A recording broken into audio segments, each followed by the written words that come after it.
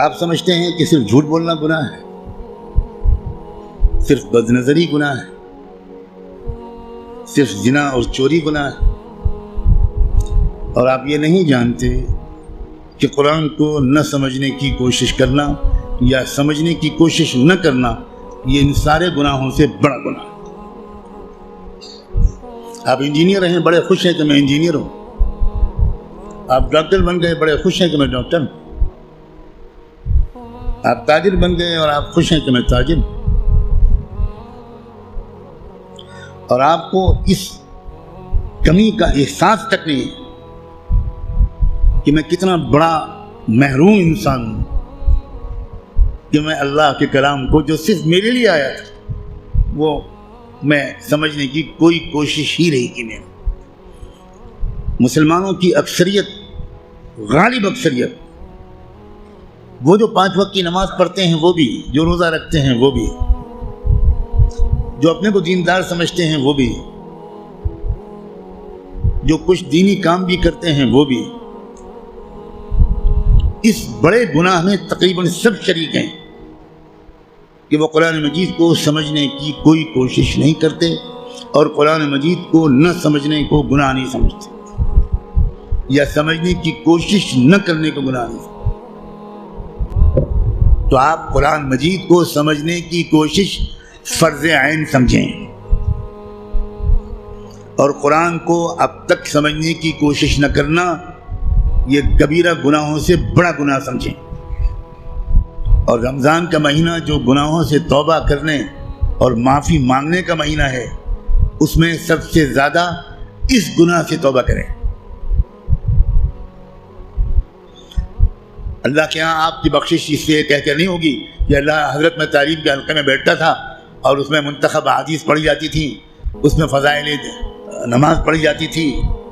یہ منتخب احادیث اور فضائل نماز اس لیے پڑھی جاتی ہے تاکہ قرآن پڑھنے کا، سمجھنے کا شوق پیدا ہو۔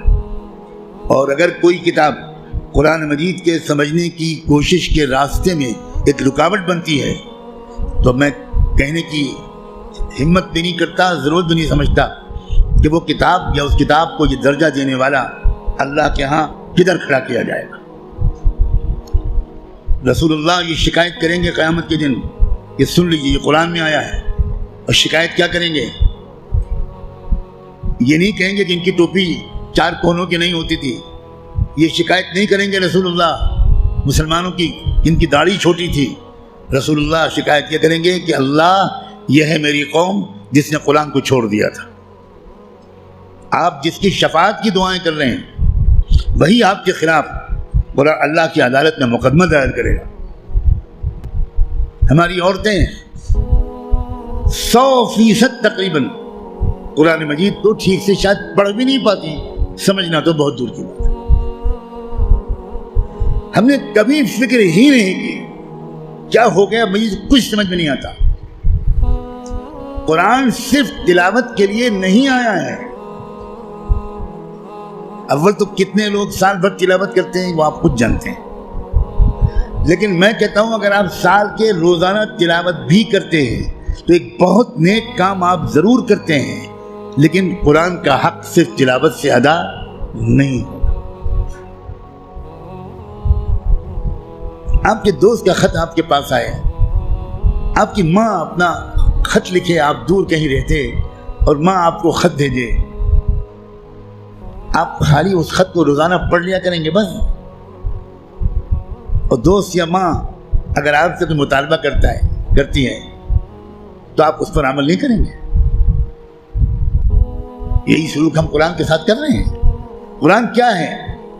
اللہ کے خطوط کا مجموعہ ہے، لیکن ہم کو کچھ خبر نہیں کہ اللہ نے ہم کو خط میں کیا لکھا ہے۔ آپ کا دوست آپ کو خط لکھے اور آپ اس کو سمجھ نہ پائیں، آپ چین سے سوئیں گے؟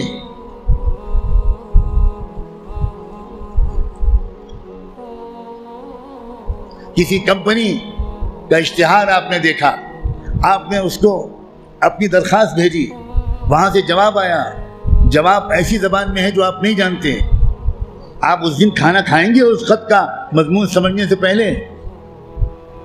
اب دوڑیں گے، بھاگیں گے، پتہ لگائیں گے کہ یہ فرانسیسی زبان میں خط ہے تو میرے شہر میں فرینچ زبان کون جانتا ہے؟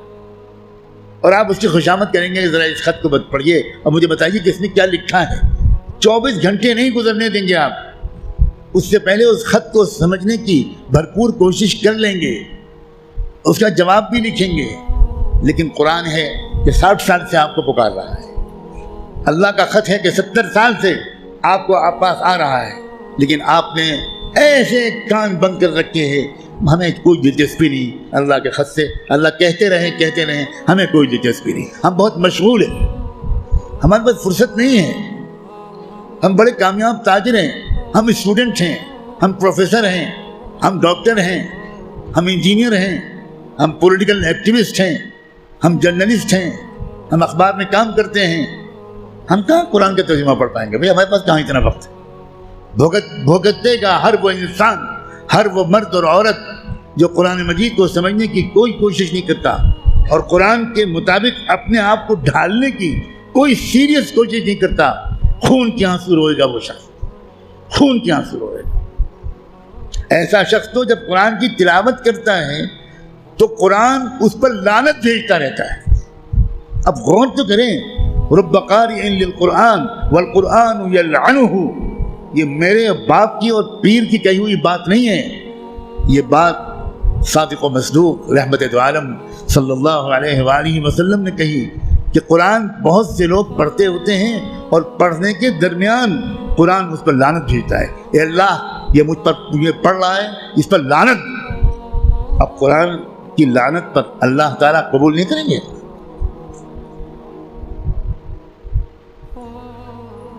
جو توہین قرآن کی ہم نے کی ہے، جو بے عزتی قرآن کی ہم نے کی ہے، اس کے حساب سے ابھی مسلمانوں کی اتنی پٹائی نہیں ہوئی جتنی ہونی چاہیے۔ آپ اتنی پٹائی پر پریشان ہیں، ابھی تو شروع ہوئی ہے پٹائی، پھر دیکھیے گا آئندہ کیا ہوگا۔